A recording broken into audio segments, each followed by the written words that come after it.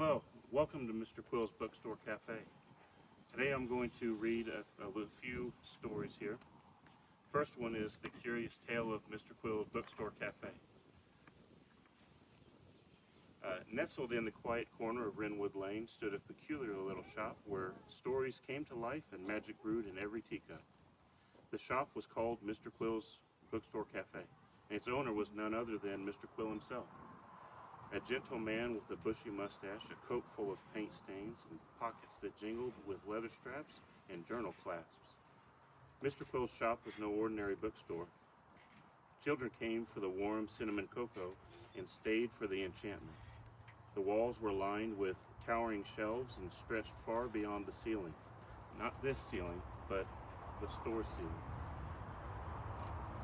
ceiling. And anyone brave enough to climb them could find books that whispered and paintings that blinked. Every journal sold had a secret. Once opened, it could transport the writer into a tale that they began.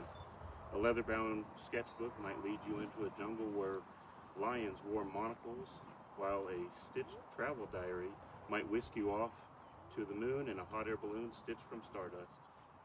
One drizzly morning, a painting on the far wall began to hum a strange, ancient hum that made the windows tremble. It showed a castle on the cliff, and inside the castle was a lonely queen who had lost all of her colors. The painting had begun to drain the hues from the shop itself. Reds were turning gray, yellows faded to whispers. Mr. Quill knew it was time. He put on his leather apron, tucked a golden journal under his arm, and stepped into the painting. Behind him, Pip and Nora, two neighborhood kids who practically lived in the cafe, grabbed extra pens and scrambled in after him. In the castle, they discovered the queen's colors had been stolen by a greedy ink sprite who wanted all the creativity for himself. But with Mr. Quill's paintbrush wand, Pip's wild doodles, and Nora's magical poems, they turned the castle into a canvas of wonder. Together they painted joy back into the walls, and the queen rewarded each of them with the color of power: crimson courage, violet vision, and amber imagination.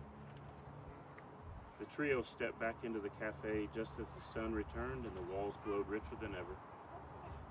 Mr. Quill added a sign above the painting: "Beware, this art may pull you in."